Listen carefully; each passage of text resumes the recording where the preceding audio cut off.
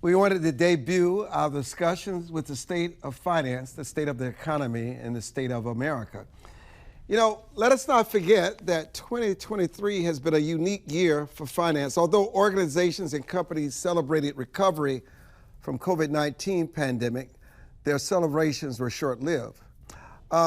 Companies worldwide found themselves navigating constant market uncertainty, needing to accomplish more with less resources and preparing and continue to prepare for a potential recession. Due to market uncertainty, businesses are treating their budgets with more scrutiny. Preparing for a possible recession means leadership often reduces budgets. Having less of a budget to work with makes it more difficult for finance professionals to accomplish regular tasks while putting them in a position where they must find ways of doing more with less.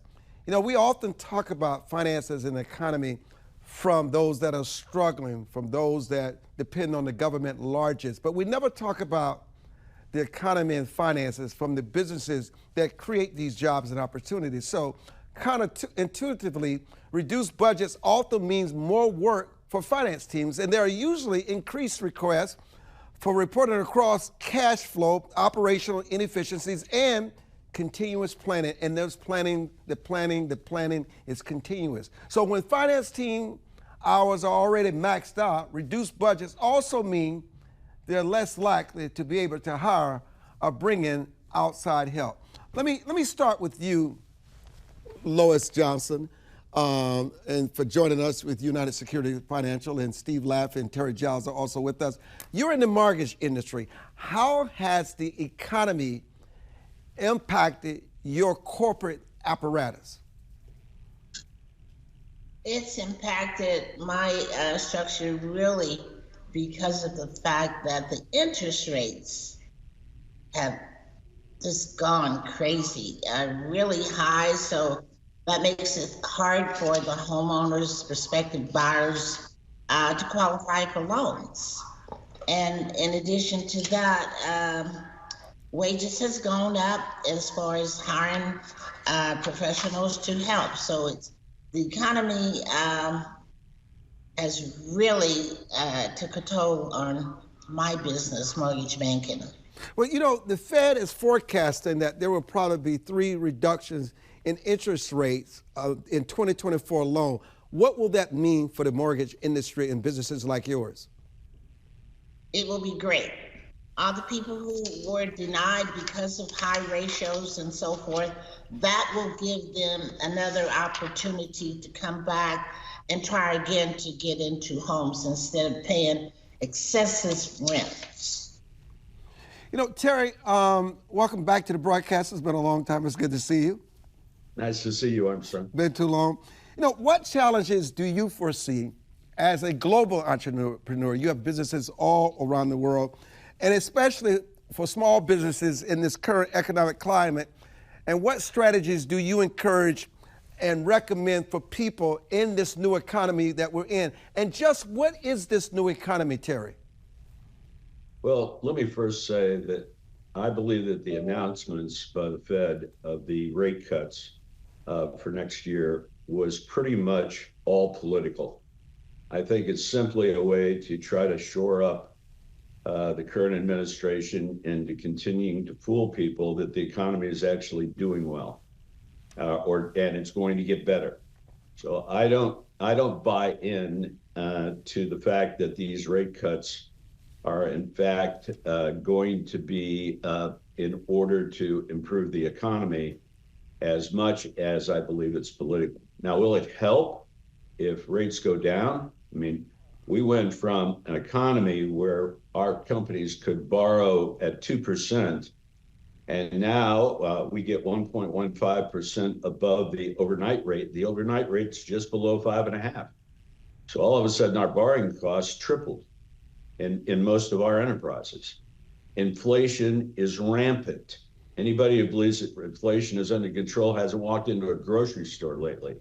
As a result, we've had to give raises to employees because, quite honestly, they are suffering a lot of difficulty because of the inflation on things that they need, gas, food, all of the things they need to properly support their families.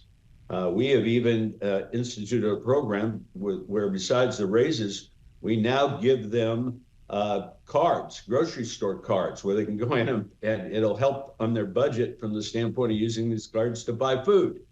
So that will be a way that we can assist the families that are with our teams. So the truth of the matter is inflation is rampant. I don't believe that the Fed in cutting rates is because the economy is going to get better. I do not believe that we do not still face the possibility of a real recession. And so we are preparing ourselves for a potential difficult second half of 2024 from an economy standpoint. Now, on the other hand, some of our businesses, our hotels in Europe, are doing fantastic because everybody was locked down during the pandemic, and people are finally saying, look, I'm going to go on vacation with my family, whether I can afford it or not afford it. I'm going to take that vacation we haven't been able to take in the last 3 or 4 years. So depending on the business you're in, of course, it impacts who you are. But from the standpoint of the health of the economy, I have very serious concerns going into 24. I'm going to come back to Lois before I go to Steve. What are your thoughts on Terry's belief that the Feds are playing a very manipulative game when it comes to the interest rates and what is truly going to happen versus what they're telling us? If this is true, how dangerous is this when you have your government tinkering with something that is the very survival for many people in this country, especially when you deal with mortgages and the other kinds of things that you deal with, Lois, in your industry? Okay. First of all, I agree with him in part. I agree that the interest rates are pretty much controlled by the government. And it is political. If we regress a few years ago, this has happened over and over. Number one, rates were down to like 1%. We were giving out rates 1%. So, they can't go any farther. So it can only last that low for so long. So now we have a election coming up. So this is the time for whoever is in power to do something great. And that is lower the interest rates, seeing that they've gone up so high and they had to go up. Really, basically, it's just economics. What goes up must come down. So rates couldn't go down anymore, so they went up. So, and then they kept going up. And incidentally, rates are not really high. I've been in the industry for some time when the rates were 16%. So rates that are 6, 7, 8% for some, it's really not that bad. But the rates increase, and now there's an opportunity politically for the candidates who is over to bring them down. And they will go. It's election time. They'll go down as low as they can. And it depends on who, as far as I'm concerned, if I base it on the past, then it's going to continue to go down until that election time is over. And it might stay. It depends on what happens with everything that's going on.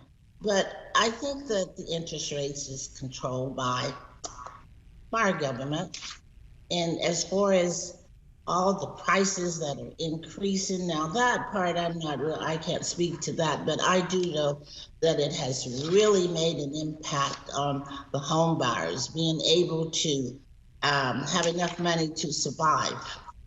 Rental of properties have increased. I mean, you pay as much rent, in some cases more, than you could pay on house payment. So all that is somewhat controlled. Rent stayed down for quite a while, and It has to go up. So it's all controlled politically, I think. So it's really been a hardship of those who were unable to purchase. They couldn't qualify with higher interest rates. Now things have pretty much have really settled down as far as buying homes. So if there's no activity, then the homes are going to sit there for a while.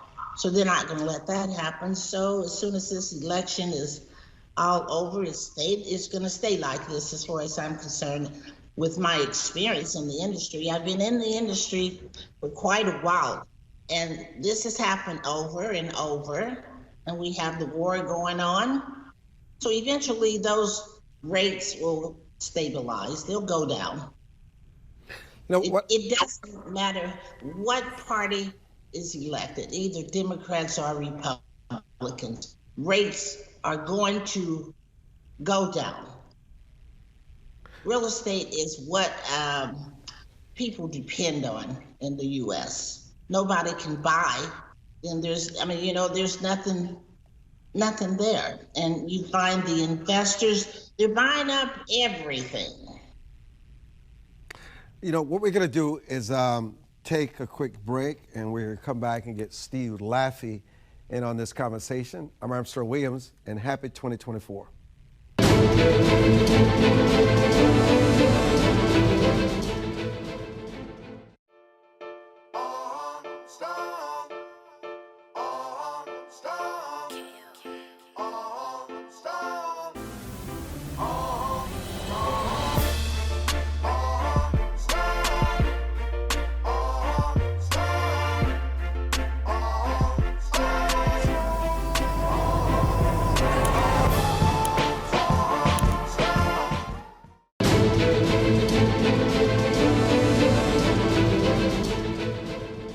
And welcome back. Steve Laffey, when will the erratic stock market finally recover?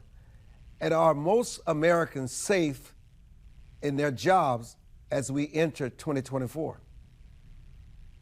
Well, the stock market will continue to be massively erratic, I think. I think your two guests, when we think about what they really pointed out, is that we're dealing with massive corruption. And when you start saying things like the government will do this, the government will do that, and it's all going to be political, most Americans know that. The real problem looking forward to next year is the amount of debt that has to be refinanced. It's over $7 trillion. And that's because Janet Yellen and the gang that's been running the Fed and the Treasury simply refused to let interest rates go back to normal for 12 years. So when they created all the inflation in 2020 and started sending checks to people in the government, we had the Federal Reserve say there wouldn't be inflation, that it'd be transitory, and then we really had it. And that helped destroy the middle class even further. But looking forward to next year, how do we roll over $7.7 trillion of debt? When I made my movie Fixing America, and we went out and asked people, you have 30-year bonds and 1-month bills. What do you think the average duration of the U.S. bonds are? Most people said 15 years. The answer is 6. And so Janet Yellen just engineered a massive rally in treasuries because she simply refuses to issue 10-year, 20-year, or 30-year bonds. So the supply was constricted. But by issuing short, Armstrong, we are going to have a massive problem. Remember this, there's over $100 trillion held by foreigners, whether it's in euro bonds or foreign exchange. That's 4 times our economy. And these things always change quickly on the margin. I think everybody should be worried about the US dollar next year, a hard landing, the Fed cutting rates, but yet we're at the end of the game because, simply stated, the debt is too big. Last year, fiscal year, the interest on the debt grew as the fastest line item in our budget to $680 billion, up $180 billion. Several years ago, it was $250 billion. it's going to be $1 trillion. And I would submit to everybody listening, the Fed can only control the short-term interest rates. At some point, everybody's going to look around, and I think it's going to be next year, and say, I don't want to hold US dollars, and I don't want any US treasuries that are 10 years or 7 years or 12 years or 30 years. And you're going to have a real problem. The one we've been avoiding for too long, Armstrong. Terry, it is interesting. We always think about the U.S. economy and the impact that these policies like the Treasury and our government has on everyday Americans and their economy. But there are decisions that are made in foreign markets in Europe and China and around the world that equally has an impact on the American economy, particularly when Steve just talked about a lot of those who hold our debt.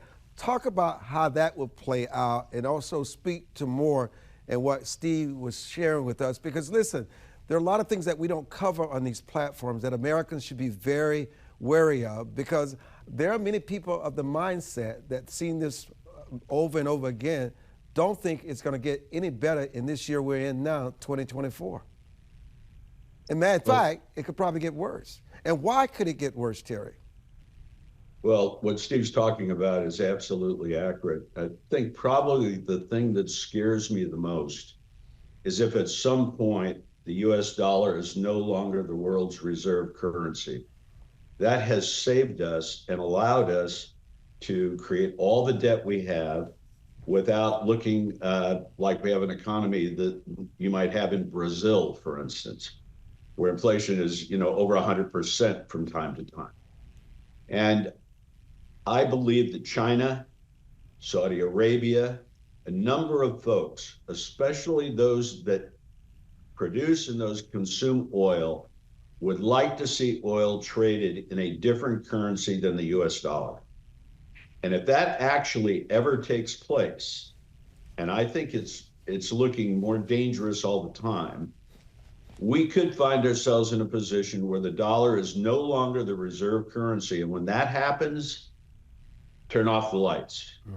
I'm telling you, we are in deep, deep trouble. And there's not many countries that can afford or would be willing to come to our rescue on that basis.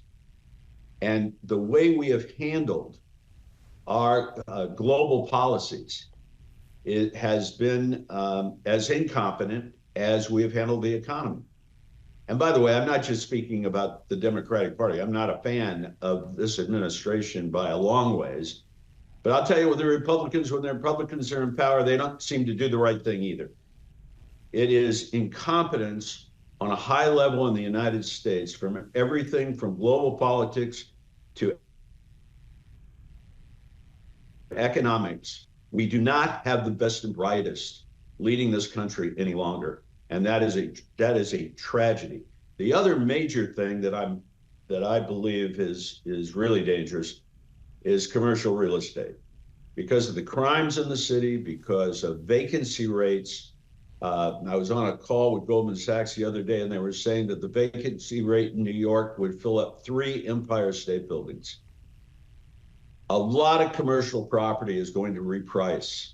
Loans on these properties are going to reprice in 24 and 25. And even if they lower rates, literally what these companies are paying for mortgages on these big, giant, high-rise buildings is going to double or triple their interest rates. And at the same time, they have high occupancy rates. Now, who that's going to hurt the most are the regional banks and the insurance companies. And I don't know if anybody's paying attention to what's happening to their insurance rates, but the insurance companies right now in America are raising rates across the board, preparing themselves for the commercial building reset that's going to happen in 24 and 25 that I think is going to be a monster problem. It won't impact us like 2008 because the commercial real estate hits certain markets. But regional banks can fail, and that can hurt people. Higher insurance, no matter whether it's life insurance, medical insurance, whatever it might be, higher insurance rates are going to be another bite out of everybody's pocket. So domestically, I worry about, one of the things I worry the most about is this commercial property, what I'll call the commercial property reset. And globally, It's doing things that are moving us closer and closer to putting our position as the world's reserve currency in jeopardy. Lois, I've got to come back to you to talk about the commercial real estate rates, but to also ask you, which is equally important, will the HELOC rates go down in this year, 2024? And why is that important? I'm not sure about the HELOC. It's not in place that much right now. Basically, we have, as I indicated before, rates are really not that high, but they're higher than what most people are used to. So the HELOC may come back, but it's not out there right now that much. But as far as the interest rates are concerned, I think that rates will go down. And as far as the investors in other countries and what their economy is, how their economy is handling it, what I can see in the real estate industry, I can see the investors in other countries are buying real estate here in the U.S. So in as much as our currency might be going down, but the other investors in other countries are pouring money into the country for programs in which they can loan to Americans so that they can get home ownerships. And the rates are tremendously high, but the Americans are taking it, and they are, in addition to giving money to the lenders to finance these homes, they're steady calling, for homeowners to sell their properties too. So, but as far as the rates, how they're going to handle the payments on these programs is, kind of undecided. At one time, years ago, back in the 60s, they had an adjustable interest rate with the negative amortization. And we got through that. Of course, no money went to your principal balance, and really the interest rate didn't cover the loan. Basically, it went on to the principal balance of the loan, but it did change. So as far as the HELOC, the adjustable rates, I really can't speak to that because that has not taken place yet. Steve, are you concerned that gas prices, food prices, essential prices is going to spike again? I just don't know how much more Americans can bear. I mean, and then we have this massive invasion of immigrants in this country that is overwhelming major municipalities that we're having to take care of. Even remember last year, even places like New York and Boston have pushed back on the administration saying you've got to get this immigration under control. It is having a massive impact, on their voters. And only when it affects them being elected or reelected do they become concerned, because it affects their bottom line, staying in power. Yes, and the first, to Terry's point, to Lois's point, when you talk about, like, last February 1st, when I started to run for president, I said it's going to be a financial crisis. It happened in March. And what happened? The Fed opened its window, went from quantitative tightening to quantitative easing, and they stopped it for about a year. But this March, because people who borrow money for these kind of projects don't have 30-year fixed interest rates. They go 7 years. They have to reset a lot next year. It's 20-year amortization. It's going to be at a much higher rate. Small businesses in the middle class survive are refinancing at 9 and 10%, not 4 and 5%. These are tragic numbers going forward, and it's all because in 2008, we decided, not me, not you, the Fed and a Republican administration decided to bail out the banks, the airlines, everybody, and we set forth on 12 years of zero interest rates rather than having a normal economy. It's been totally deformed. So, am I worried about oil? Of course, we're always worried about oil. If the Red Sea closes, but The great news is that America is now the swing producer in oil. And if we could just get rid of Joe Biden and his gang and get back to producing 15, 16, 17 million barrels a day, we wouldn't have to care about it or send it out of our country. We have massive natural gas, massive energy. So that's one really positive point. Hold that positive point. I want to come back to you next. We're going to take a quick break here on Your Voice, Your Future. I'm Armstrong Williams. Don't go away.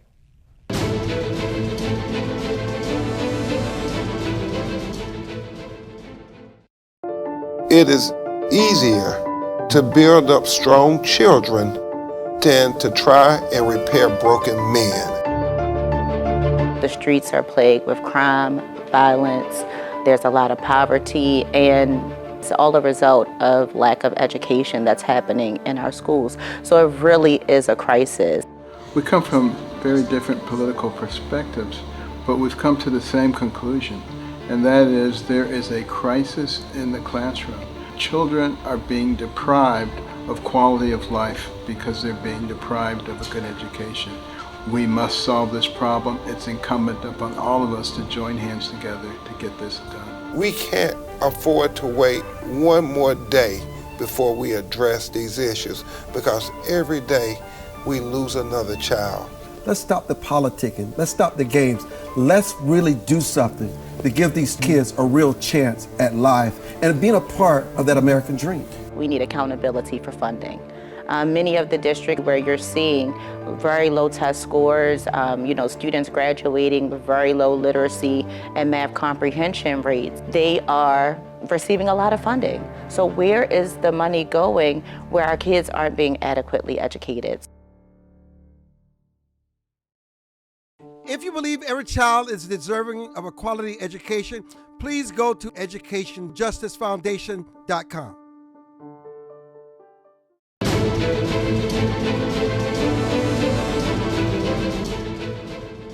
Terry, from firsthand experience, history has favored patient investors in an election year. Your thoughts? Well, I think when it's an election year, the current administration will do things to make the economy better, like this announcement they made that they're going to cut rates next year. And whether it's the right thing to do or not, whether they really have inflation under control or not, when they cut the rates, that'll be less money that you're going to pay. And from the standpoint of debt, whether you're a company or you're an individual. And so, yes, that will look like a gift in a way to the average person out there. Although it, in my opinion, sets us up for real problems down the road.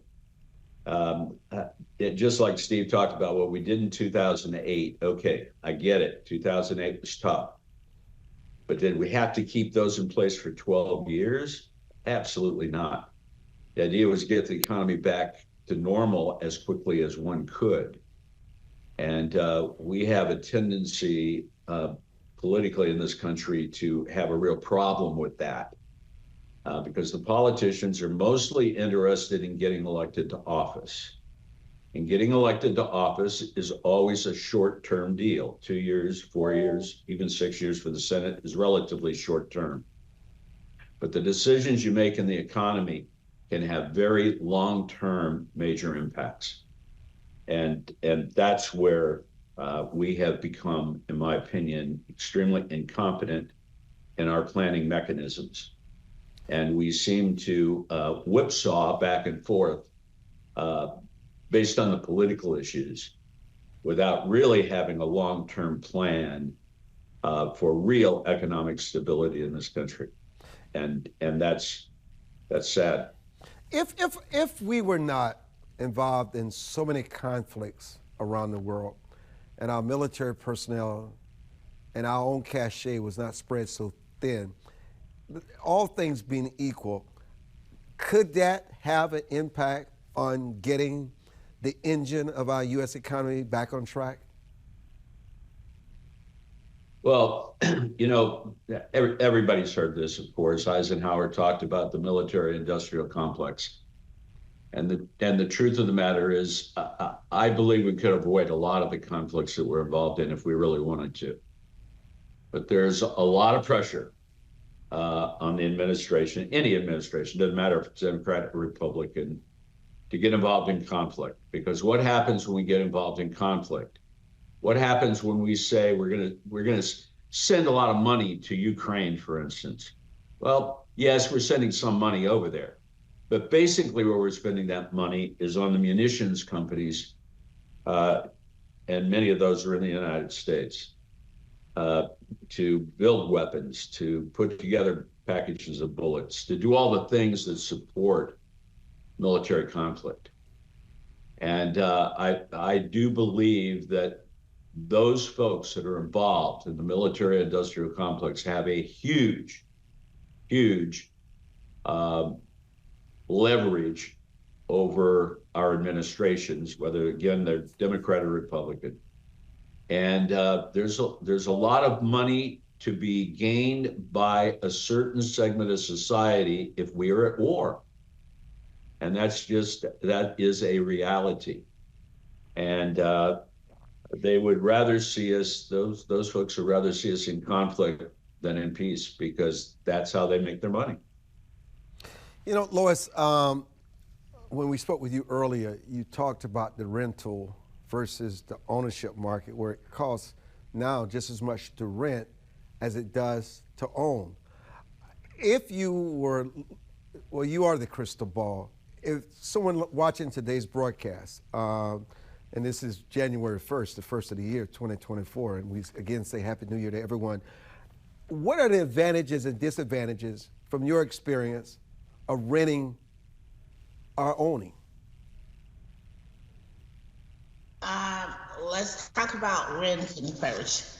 When you rent someone's property, you're buying it, you're helping them buy it, and you have no tax write-off, and you're not gaining any wealth in that property. And in America, the average for the low to moderate income people, that's about the only thing that they can really gain wealth in is real estate. So now, when you rent, you're helping the people who are buying that home, you're helping them gain wealth. Now, when you buy a home, then you have the quiet and enjoyment of the home, make decisions about it, and then every payment that you make to the mortgage company, so much of that goes into the equity of the home.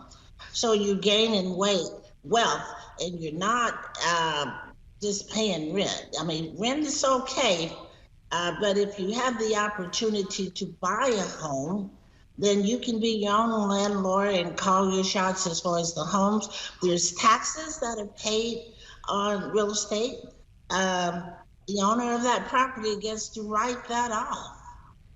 And if you're a home buyer, you would get those benefits. Instead of paying taxes, you probably will receive income taxes refund when tax time comes. So there's great advantages on owning homes or buying a home than renting. When you get ready to leave that home, all you're going to do is have rent receipts. The owner gets ready to sell that home, they've got all of that equity. So it's so crucial for anyone who can buy a home to buy a home. We've got so many programs out there, whereas you don't even have to have a down payment to get into a home.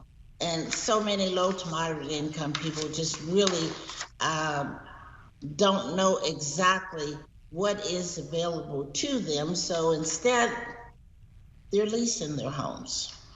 So quickly, what do you say to those that have found themselves buying a home, but then find themselves underwater? They were not able, they did not calculate the upkeep and the maintaining of that home. Well, number one, you just should go to any real estate advisor mortgage loan advisor. There are programs whereas you can do modifications on your home.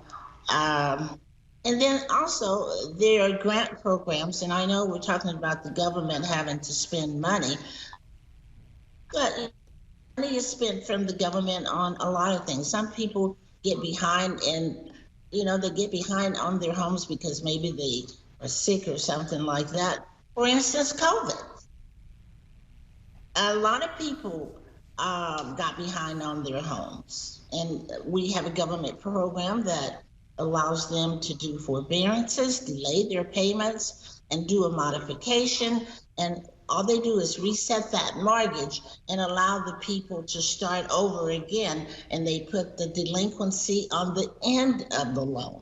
So there are all kinds of people out there to help people who do have problems with the mortgage payments. So Steve, what are the business opportunities for entrepreneurs in the future that the market will reward you?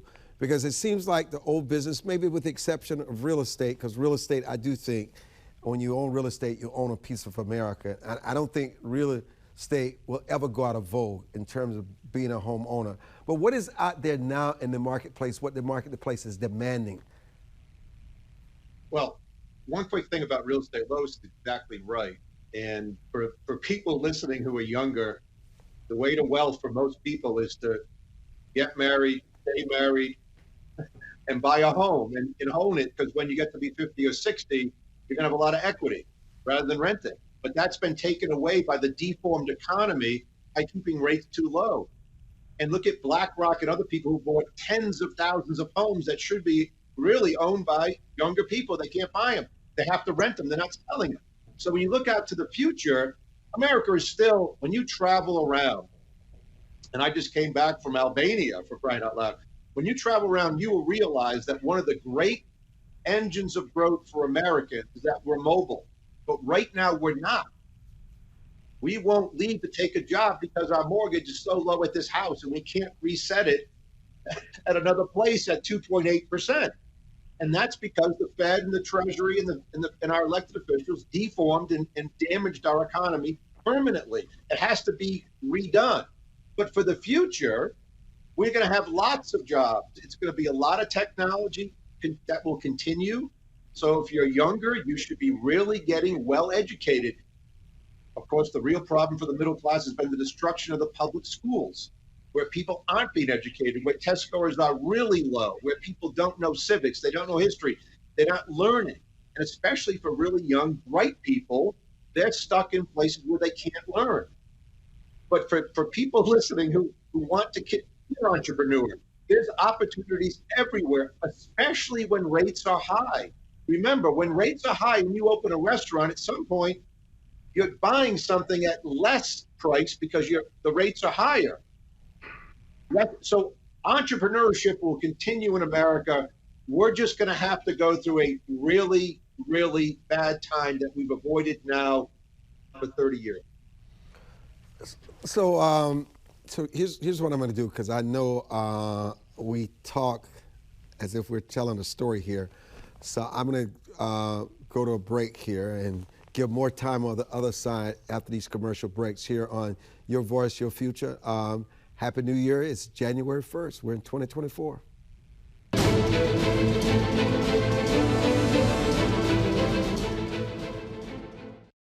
As a home buyer, you need a lender who cares about your home ownership dreams. United Security Financial has been helping families secure their dream homes for 30 years. We're a national fair practice lender that provides affordable mortgages and low down payment programs to eligible home buyers. To learn how United Security Financial can help you secure your dream home, call 1-800-373-4186.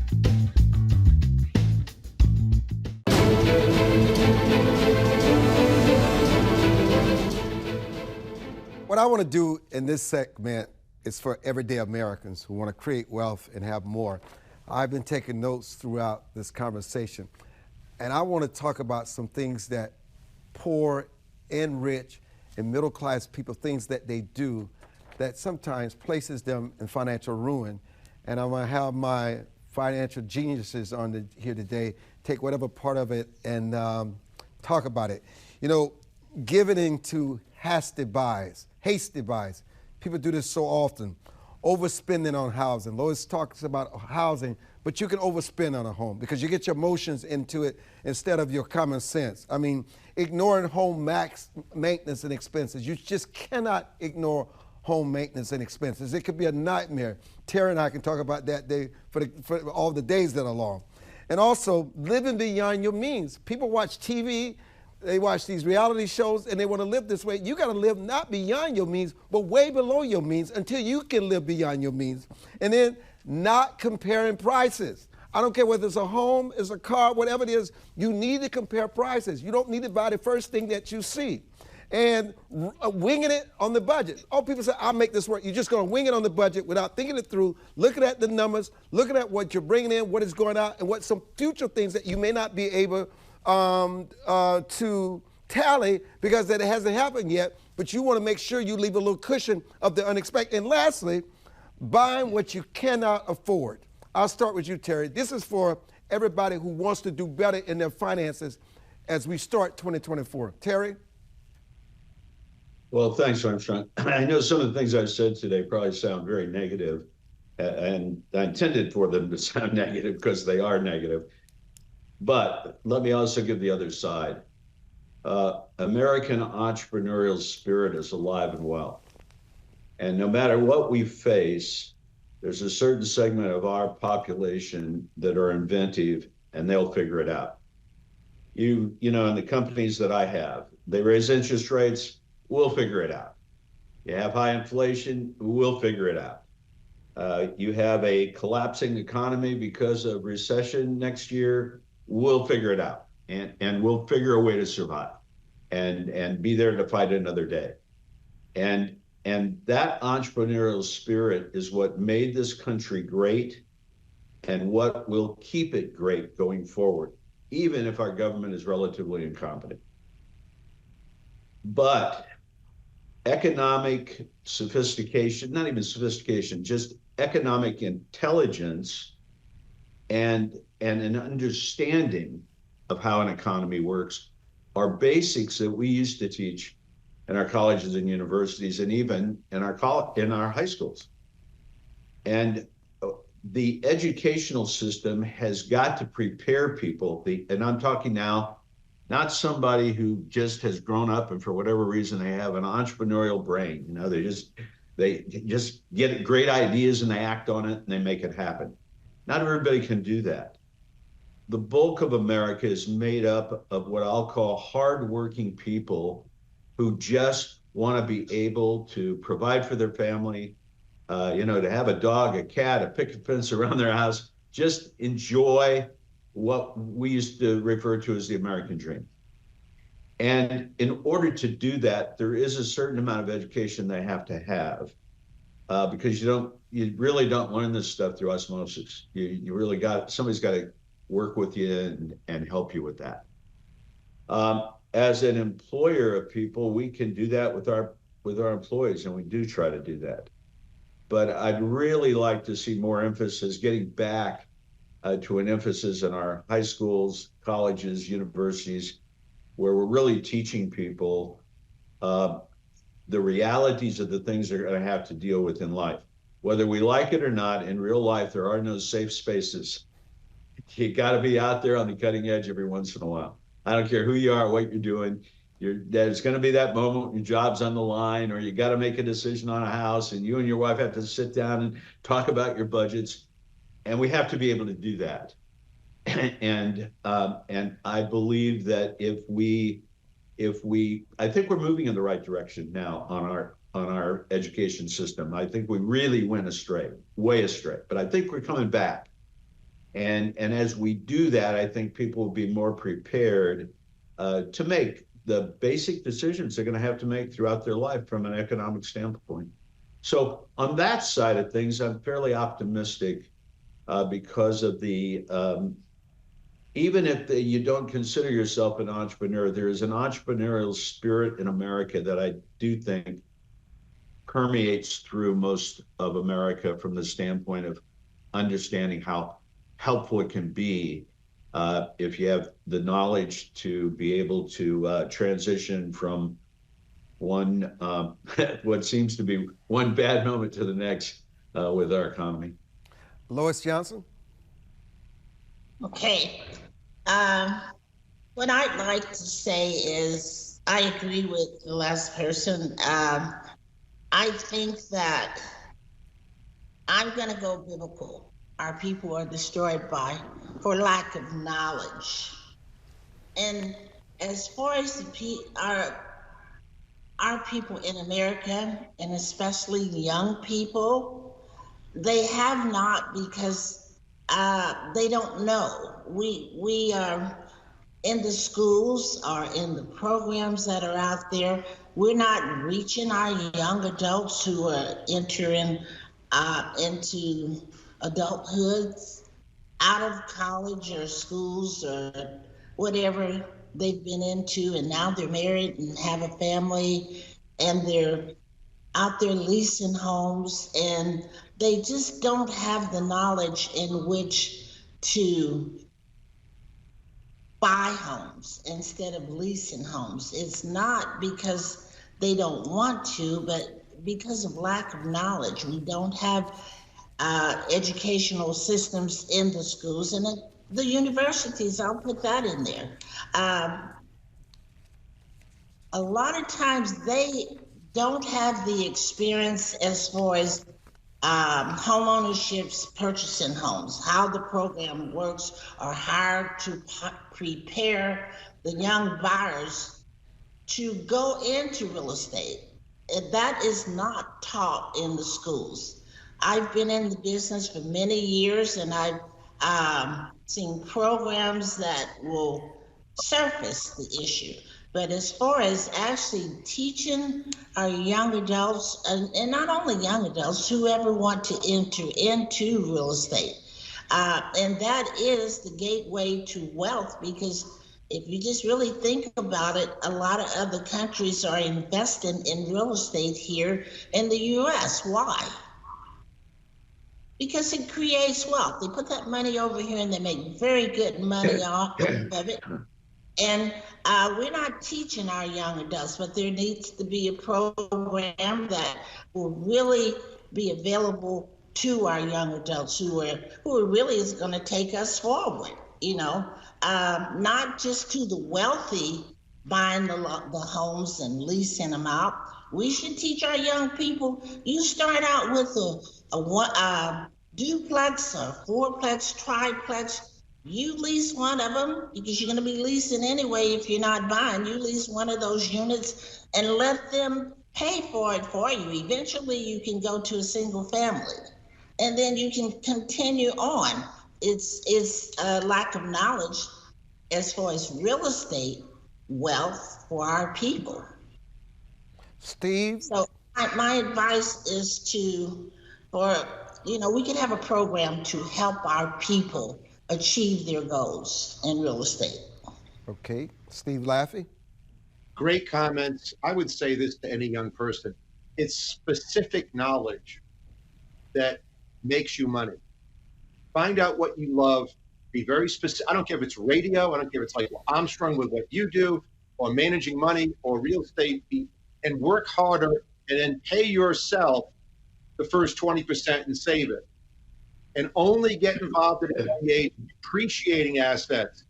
Cars are not an appreciating asset. They were for a couple of years, but they're not any longer again. So that's what you have to do. And I will tell people, and I know people listening, if you're younger, you need to move to a place where people are moving to and will continue to move to. When I graduated from Harvard Business School in 1986, the people who moved to Seattle did just by showing up better than the people who stayed in New Jersey. So I don't mean to make fun of New Jersey.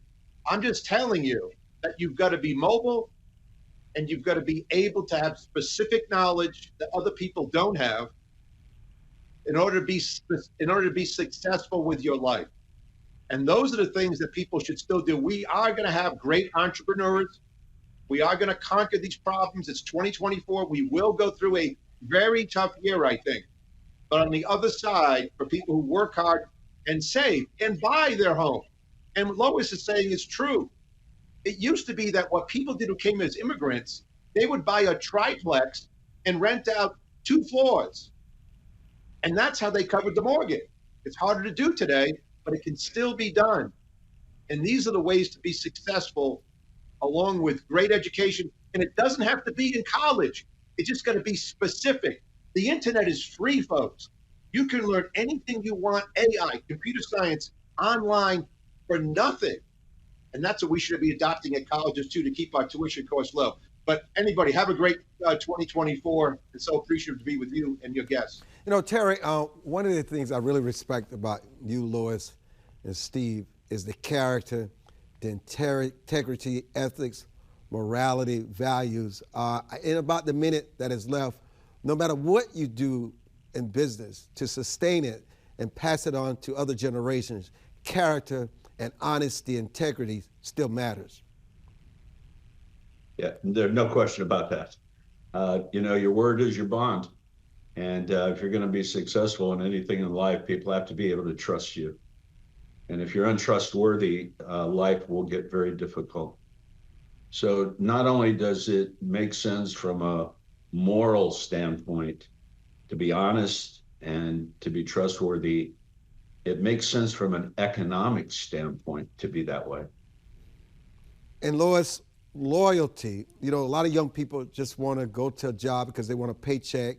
They get that experience and they leave 6 months in a year. Sometimes you got to place roots in some of these businesses to get real skills before you move on to the next. Sometimes you need to make a commitment. Absolutely. Okay, Steve? And every decision you make, to hop on the Terry's comment, is long-term versus short-term. If you want to be short-term and not believe in the Bible, good luck. Because I'm in it for the long term, like eternity with Jesus. But all of these decisions you make are short-term versus long-term. Make the good long-term one, and you'll be successful. That's like investing in God, investing for a lifetime. Amen. He'll invest in you not only for a lifetime, but always into eternity. Morality matters, America. Lois Johnson, Terry Giles, Stephan Laffey, America, thank you for joining us for our inaugural January 1st, 2024 edition of Your Voice, Your Future. I'm Armstrong Williams.